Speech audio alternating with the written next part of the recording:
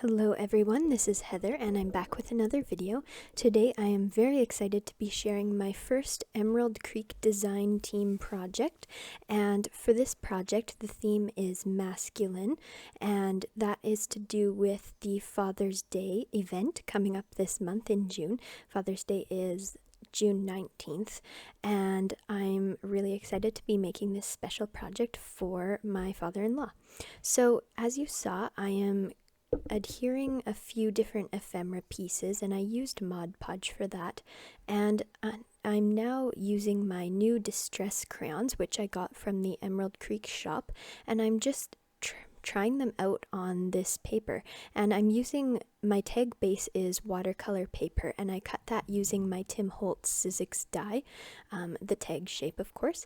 And so I really like how these distress crayons blend and work well on this watercolor paper. It's nice and thick and it's able to take that medium, and I'm using a water brush to blend them together. The colors I'm using are from set number 2, I believe.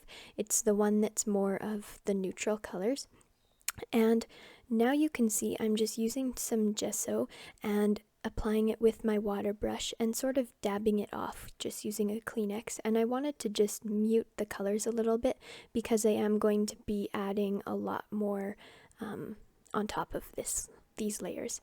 And now I'm just covering the whole thing in Mod Podge and letting that dry because I want it to have a glossy finish for the technique that I'm going to attempt later on.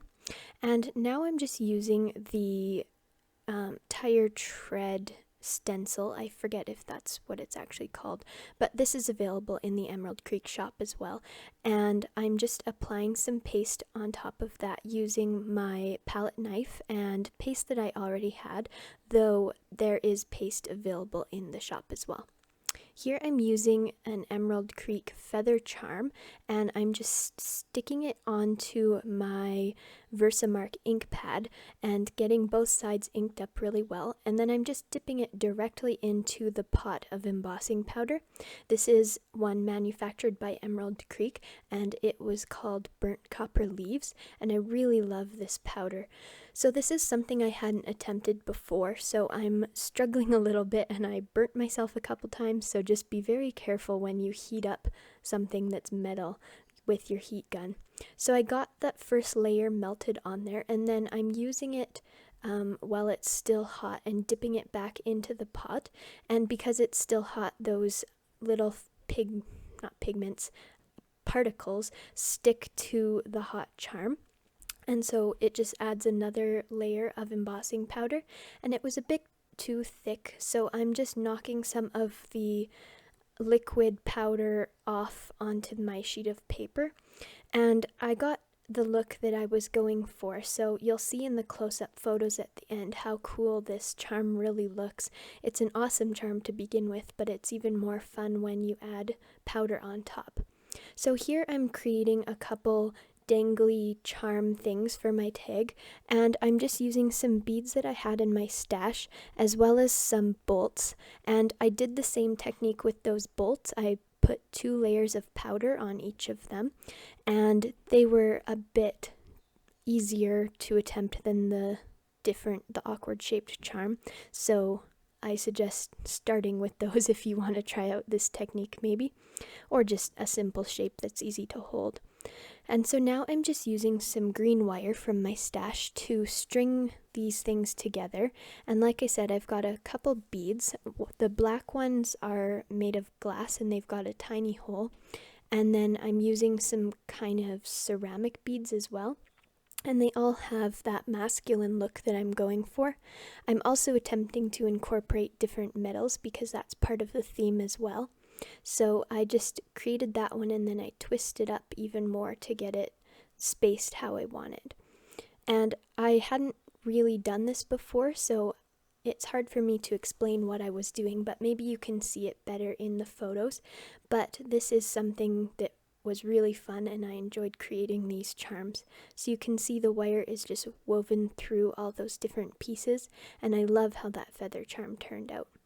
So now that my tag is dry, I'm just going to keep adding onto it, and I'm using these distress crayons again. I like how well it covers on top of the paste. That paste really absorbed the color quite nicely, and I'm blending that again with my water brush. And I'll go back in with the green as well.